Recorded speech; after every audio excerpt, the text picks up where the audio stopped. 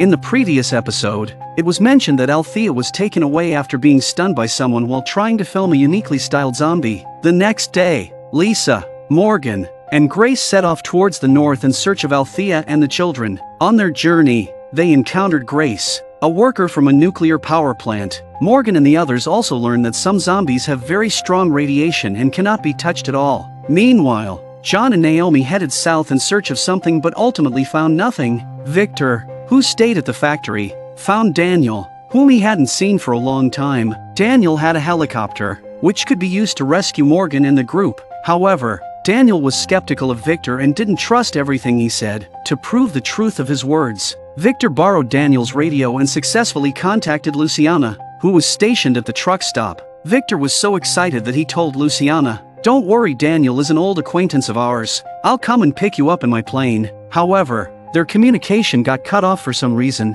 but Victor's claim was indeed true. Daniel seemed to understand that Alicia and the others were in a precarious situation. He didn't say a word and simply asked Victor to accompany him outside. Victor assumed they were going to get the helicopter, but Daniel told him it was time for him to leave. Just as Victor wondered why Daniel wouldn't help his friends, Daniel explained that Alicia had a strong ability, like her mother, and Luciana was a determined person. He believed they could survive and refused to give Victor the plane because he would only make their situation worse. Daniel emphasized that nobody knew Victor better than him. Though reluctant, Victor had no choice but to leave under Daniel's threat. Luciana and the others were still waiting for him to arrive with the plane, but now their plans had been ruined. Victor vented his frustration on the passing zombies. Meanwhile, Luciana, who had lost contact with Victor, sensed something outside. She went out alone and discovered a collapsed antenna. Explaining the interruption in communication, Luciana used the radio to inform John and the others that Victor would come with the plane soon. Naomi expressed joy upon hearing the news. At that moment, several zombies started appearing in the forest. Despite her injured left hand, Luciana took out her gun, but the pain from her wound made her hand tremble. The excruciating pain shot through her shoulder with every movement. She couldn't aim accurately and failed to hit the zombies' heads even after firing 2 shots. Luciana hurried back inside, closing the door, but the pain combined with intense nervousness caused her to faint. The zombies continued to pound on the iron door. After an unknown period, Luciana woke up to find Naomi standing in front of her. Not zombies. Luciana regained her composure and asked about the whereabouts of the zombies. The zombies that had been at the door were now hanging on a billboard. This eerie behavior indicated that someone was threatening them and also meant they were getting closer to something. John stated that their priority was to find Althea and the children and wait for Victor to pick them up. The next step is to find the mysterious group that took Althea, which may be the same group that used the zombies as a roadblock on the road. Morgan and Alicia are strong fighters on their own. Naomi and John make up a team. Without a doubt, roadblocks were set up at every intersection, and they would inform Luciana and mark the locations on the map after clearing each area. Eventually, it turns out that the barricades seemed to be forming a barrier to keep outsiders out. John and Naomi drove towards the next intersection to determine the extent of the border and narrow down the search area for Althea. Due to the distance, they had lost contact with Morgan and the others via the radio. Soon, they encountered another roadblock and decided to venture deeper into the area for investigation. Just as they were preparing to deal with the zombies, gunshots rang out. John grabbed Naomi and hid behind the car. Despite John's assertion that they didn't want trouble, it was evident that the other party was intent on killing them. They had no choice but to leave the area immediately, disregarding the zombies ahead, and slammed on the accelerator to speed past them. With no clear idea of the enemy's firepower and unable to contact Alicia and the others, they needed to find a place to replenish their ammunition as soon as possible. Immediately after John saw a road sign, Our luck just turned again. John was coming to a place that all men dream of, a small town that belonged only to cowboys in the West, where they could probably find guns and ammunition. True to their expectations, they quickly arrived at a cowboy bar in the town, and John discovered a storage area for ammunition. They were not disappointed. As the wind started picking up in the town, they prepared to leave and continue their search for Althea's whereabouts. Just as they were about to leave in the car, they heard familiar gunshots, and their tires were immediately punctured. John and Naomi sought cover in the nearest available place. The gunshots quickly attracted zombies from a distance. The shooter seemed to have a haphazard shooting style, lacking any finesse. John, the sharpshooter, shot him in the arm. John saw him running away and quickly chased after him. John chased him to the side, but the man disappeared. Behind him there were 2 zombies approaching. John skillfully dispatched the zombies with his firearms, but a pistol was aimed at his head. Before him stood a scar-faced man. The first thing the man says is to ask John where she is. And naturally John has no idea what he's talking about. The man became highly agitated,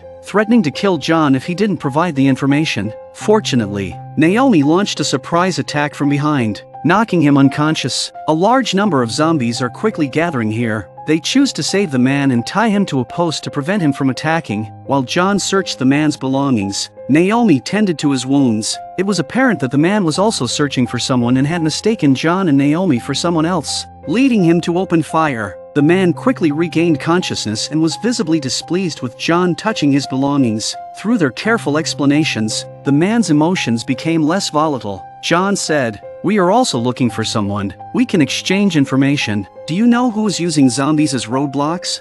The man simply replied, "No one can help me. This place is about to go to hell." After a while, the number of zombies outside continued to increase, and John had no choice but to reinforce the barricades with tables and chairs. The man seemed to realize that John and Naomi were not bad people, and he told John, "My car is parked at the entrance of the town. The keys are on top. You can take it and leave." John insisted on taking the man with them and untied the rope from his body. John understood the man's situation, as he had faced immense difficulties when searching for Naomi. The man opened up and revealed his name as Dwight. He was searching for his wife. John held out his hand and they became friends. They came up with a plan to attract zombies by making the piano play automatically, creating a continuous sound to draw them in. Eventually, the zombies broke through the obstacles and entered the building. John and the others escaped through a window on the 2nd floor, but the metal sheet beneath them seemed unable to support their weight. Dwight glanced at John's car, which was not far away, and jumped down. However,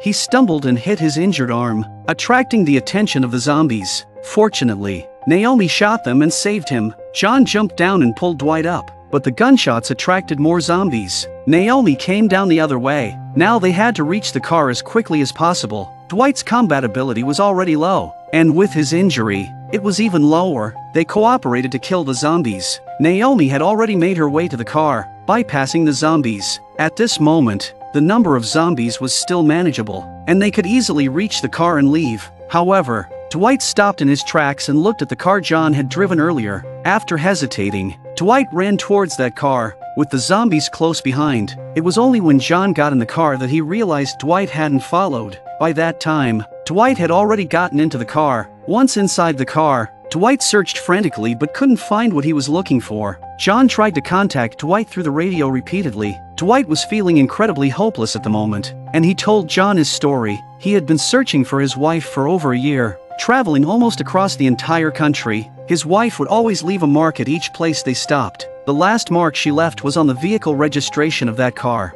Dwight had been searching for that car for several months. That was also why he had shot at John and the others earlier. However, now there were no further clues inside the car, and he was mentally and physically exhausted. He's hit a brick wall in his search and maybe his wife is gone. Dwight pleaded with John to tell him where he found the car. John hesitated because the place where he found the car was already full of zombies. Naomi could sense John's dilemma and relayed the message to Dwight. Dwight breaks down and says, "I'm always 2 or 3 steps behind and I'm really tired of looking. I've done more than you can imagine to find her. Just let me stay here." They could tell that Dwight might be contemplating suicide at this point. Naomi began to console him from a woman's perspective. Even if her words were harsh, they deeply touched Dwight's heart. In the end, Dwight gave up on taking his own life, but he was surrounded by zombies, making it difficult to escape. John stated that as long as he didn't want to die, there was always a way. Naomi told Dwight that once they cleared a path, he should run quickly. The sharpshooter John skillfully shot multiple zombies with pinpoint accuracy, while other zombies started converging towards him. Within a few minutes,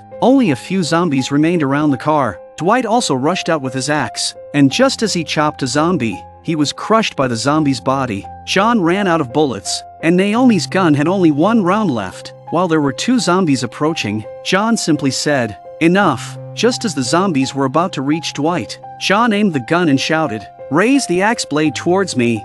Dwight summoned all his strength and lifted the axe. John took a deep breath and then fired a single shot, splitting the bullet in 2 and killing both zombies. It was a miraculous feat. They ultimately turned the tables and escaped the danger. At night, Morgan and the others arrived in Cowboy Town to join John and the others. At that moment, Dwight tentatively called out Morgan's name. Morgan looked at Dwight in disbelief and then smiled. Morgan explained, "We come from the same place." Those familiar with The Walking Dead would know the stories of Dwight, Rick, and others. Although they had been adversaries in the past, Morgan firmly believed that everyone could start anew. They briefly reminisced about the past. Alicia asked Dwight, "Do you know what those zombies blocking the road are all about? What are they trying to prevent us from reaching?" Dwight replied, "I've reached a dead end myself, but I can take you to a place I've been to before, where there are even more roadblock zombies." Dwight said, "I've tried to go around, but there are more zombies in other places than here. They are willing to do whatever it takes to kill every zombie as long as they can save their comrades." The zombies were arranged like a fence, blocking the way for the group. Seasoned survivors like Alicia were not easily intimidated. In order to find Althea, Alicia gave the order to wipe out all the zombies. Just as they were about to do it, Alicia's walkie-talkie went off, and the voice of the boy, Max, came through. Max said they were in trouble and heading towards the truck stop. Without knowing what had happened to the kids, they had no choice but to find them first. The two vehicles rushed towards the truck stop at full speed. Alicia smiled with relief because the children had sought their help, making her feel that their efforts had gained the children's trust. A few minutes later, they spotted the kids' car parked on the side of the road. An ominous feeling lingered in their hearts. The car was covered in intestines and guts from the zombies. Morgan opened the car door, revealing a blood-covered boy curled up in the seat. It was Dylan, the youngest of them all. Fear was evident on Dylan's face. Alicia hurried forward to comfort Dylan. It was apparent that Max and Annie had encountered something unfortunate, but the truth was far from that. At this moment, Max and Annie were using zombies to create roadblocks. They're the ones who've been setting up roadblocks at intersections to scare outsiders into leaving. Now they were deceiving Morgan's group as well. They wanted Dylan to act as a spy and find out the purpose of Morgan's group coming here, because Morgan and Alicia have been looking for them every day, claiming to help them. They only wished for Morgan and the others to leave as soon as possible and never disturb them again. Dylan, brought to the truck stop, received their preferential treatment. Dylan eavesdropped on Alicia and Morgan's conversation, and they believed Althea had been taken deep into the forest by mysterious people. Dylan immediately claimed that there was nothing in the forest, and he knew the location of the mysterious people's camp. Alicia wondered why he hadn't mentioned it when they first met. Morgan assumed that Dylan must have been scared and forgot. Then Dylan pointed out the camp on the map, which was located on the outskirts of the forest. Dylan's intention was for Morgan and Alicia to search towards the outskirts. If they searched inside the forest, their roadblocks would be cleared sooner or later. Armed with the location information, Alicia and Morgan swiftly took action. Luciana needs to get a signal tower up to get in touch with Black. While the house is empty, the boy pulls out his walkie-talkie and gets in touch with Max and the others. Max informed them that the roadblocks in their area had been removed again. Dylan found it very strange because he had already deceived Morgan's group to the outskirts of the forest. Dylan also mentioned that they had no ill intentions and were only searching for their friend. Max wondered who else it could be if not them. At that moment, a distant voice could be heard, and a figure clad in armor was seen killing zombies. Due to the unique material of the armor, the person engaged in close combat with the zombies without any fear of being bitten. They had to hide in the bushes and didn't dare to make a sound. Just as the person was about to leave, Dylan's voice came through the walkie-talkie, startling Max,